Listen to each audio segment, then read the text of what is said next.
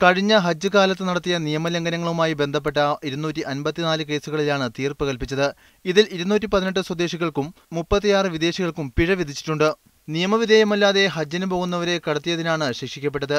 ഒന്നിലേറെ തവണ മക്കയിലേക്ക് അനധികൃത തീർത്ഥാടകരെ കടത്താൻ ഉപയോഗിച്ച 53ഓളം വാഹനങ്ങൾ പിടിച്ചെടുത്തതായും മക്ക മേഖലാ പാസ്പോർട്ട് ഓഫീസ് അറിയിച്ചു. ഹജ്ജ് നിയമലംഘനം പരിശോധിക്കുന്ന പ്രത്യേക കമ്മിറ്റിയാണ് കുറ്റകൃത്യങ്ങൾ വിലയിരുത്തി ശിക്ഷ നിശ്ചയിച്ചിരിക്കുന്നത്. നിയമലംഘനം പരിശോധിക്കുന്നതിനും ശിക്ഷ വിധിക്കുന്നതിൽ കാലതാമസം ഒഴിവാക്കുന്നതിനും പ്രത്യേക കമ്മിറ്റിയെ നിയോഗിച്ചതായി പാസ്പോർട്ട് വിഭാഗം ഹജ്ജിന് മുൻപ് തന്നെ അറിയിച്ചിരുന്നു. ഹജ്ജ് നിയമലംഘനങ്ങളുടെ ശിക്ഷ കുറ്റകൃത്യങ്ങളുടെ തോതനുസരിച്ച് വിവിധ ഇനങ്ങളിലായി തിരിച്ചിട്ടുണ്ട്.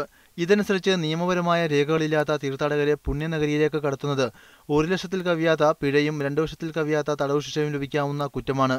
കൂടാതെ വാഹനം പിടിച്ചെടുക്കുകയും ചെയ്യും. ജാമ്യം ലഭിക്കുവാൻ സാധ്യതയില്ലാത്ത കുറ്റമായാണ് ഇത് കണക്കാക്കപ്പെടുന്നത്. അനുമതി പത്രമില്ലാതെ ഹജ്ജിന് പോകുന്നത് പിടിക്കപ്പെട്ടാൽ വിദേശിയെ നാടുകടത്തും.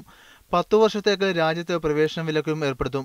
ഹജ്ജിനെത്തി നിശ്ചിത കാലാവധിക്കുള്ളിൽ തിരിച്ചു പോകാതെ പിടിക്കപ്പെടുന്ന വിദേശികൾക്ക് ആദ്യത്തെ തവണ 15,000 റിയാൽ പിഴയും നാടുകടത്തലുമാണ് ശിക്ഷ ലഭിക്കുക. കുറ്റം ആവർത്തിക്കുന്നവർക്ക് 50,000 റിയാൽ പിഴയും 6 മാസം വരെ ജയിൽ ശിക്ഷയും ലഭിക്കാനിടയുണ്ട്. ഹജ്ജിനെത്തിയ ശേഷം യഥാസമയത്ത് തിരിച്ചു പോകാത്തവരെക്കുറിച്ച് വിവരം നൽകാത്ത ഹജ്ജ് ഉംറ സ്ഥാപനങ്ങൾക്കും ശിക്ഷ ലഭിക്കും. കുറ്റത്തിന്റെ തോതനുസരിച്ച് 25,000 മുതൽ 1 ലക്ഷം വരെ പിഴ ലഭിക്കാവുന്ന കുറ്റമാണിത്. തൊഴിൽ താമസ നിയമം ലംഘിച്ച് രാജ്യത്ത് തങ്ങുന്നവർക്ക് വാഹന സൗകര്യമോ ജോലിയോ അഭയമോ നൽകുന്നവർക്ക് കുറ്റത്തിന്റെ തോതനുസരിച്ച് 1 ലക്ഷം റിയാൽ വരെ പിഴ ഈടാക്കേണ്ട ശിക്ഷ ലഭിക്കുമെന്നും മക്ക മേഖലാ പാസ്പോർട്ട് ഓഫീസ് മേധാവി വ്യക്തമാക്കി. വിദേശികളാണെങ്കിൽ പിഴയോടൊപ്പം നാടുകടത്തപ്പെടുകയും ചെയ്യും. Media 1 Jeddah.